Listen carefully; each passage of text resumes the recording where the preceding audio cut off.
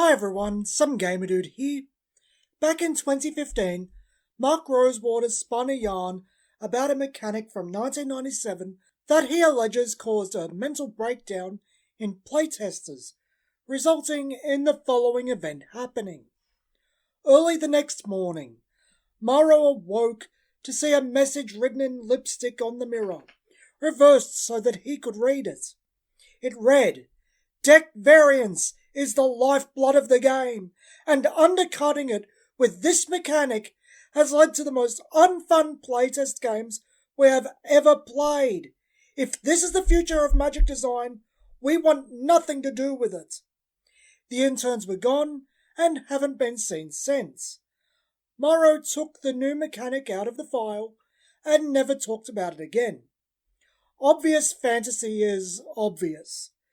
But the story came back into the public eye mid-2020 with the companion mechanic. I bring this up because deck variance in Force of Will is way more consistent than Magic.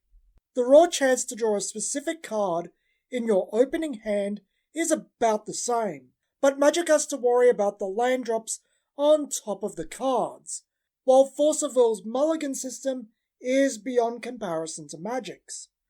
Magic quickly turns into scooping, while Force of Will actively tries to get you an ideal opening hand. The stats we're talking about here are base 39 chance to draw a specific 4 of in MTG, 42% chance in Force of Will, and 60% chance in Force of Will if you mulligan 3, as high as 70% if you chuck back everything.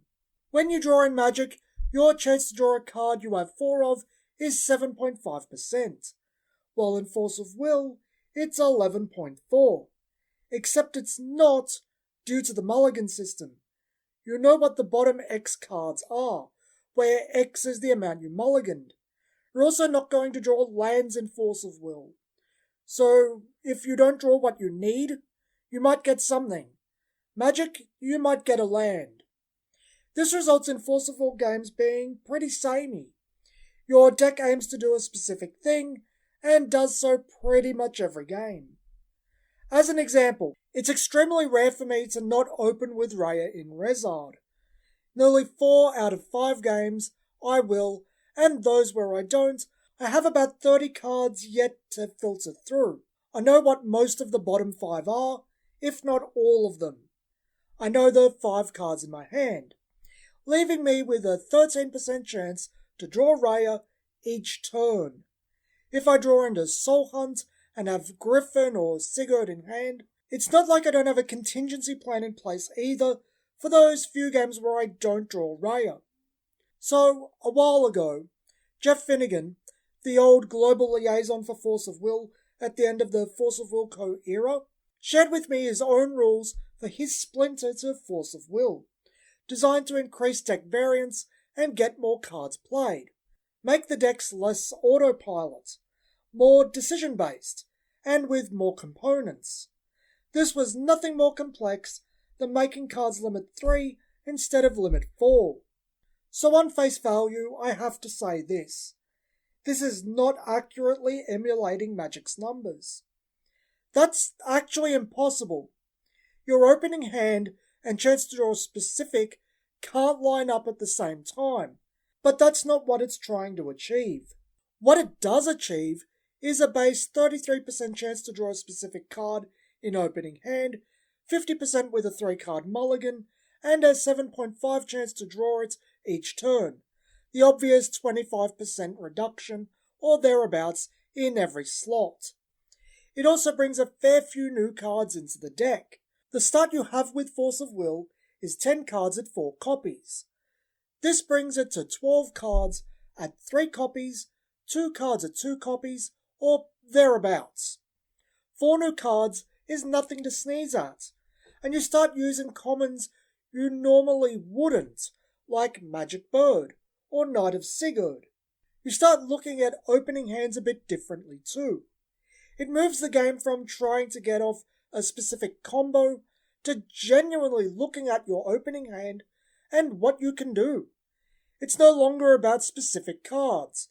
the game isn't really consistent enough for that anymore. It's what you can do that will make an impact. While it doesn't emulate Magic's numbers, it does start shifting the game from the Yu-Gi-Oh feel it has now to more of a Magic the Gathering experience. This also affects the Stone deck in Jeff's rule set, but we've actually yet to go that far. No particular reason for this. He has said that it starts making 3+ color decks much harder to run, but I wouldn't know. Generally, I try to stay to 1 or 2 colors and cluster format, but not everyone is like me and would be making far more wide open decks where the 3-stone limitation would be in place. It's the difference between 40% chance to hit a stone played at max copies and 30% to hit a stone played at max copies. It's not as reliable. You also put spaces in your stone deck. Normally, you have enough space for 2 at max and 1 at 2 copies. Now it's 3 at max and 1 at singleton.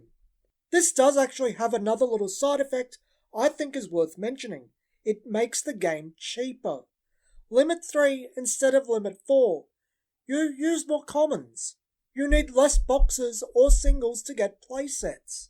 The game's overall cost starts getting closer to the Force of Wilco era rather than our current I Spy era. Would I say this is a superior experience? No. Current Force of Will is very much Yu-Gi-Oh in feel. I'd describe it as Yu-Gi-Oh with circuit breakers in the form of will. What this alteration does is start scaling things back to what it originally was, a more user-friendly Magic with an anime aesthetic. It's still extremely explosive, but it's less likely to open up that way. The pacing is set back, and I think you get more of a chance to enjoy the game. It's a different experience. I think it's worth giving a shot at the very least. I say give it a few games to get to grips with it. Allow it to shine. Notice the cards you've never noticed before getting used and how they feel. If you don't like the changes, no harm done. If you do, that's great. Maybe it suits your tastes better. After you've taken a shot at it, tell me how you feel about it in the comments. This has been Some Gamer Dude, and thanks for watching.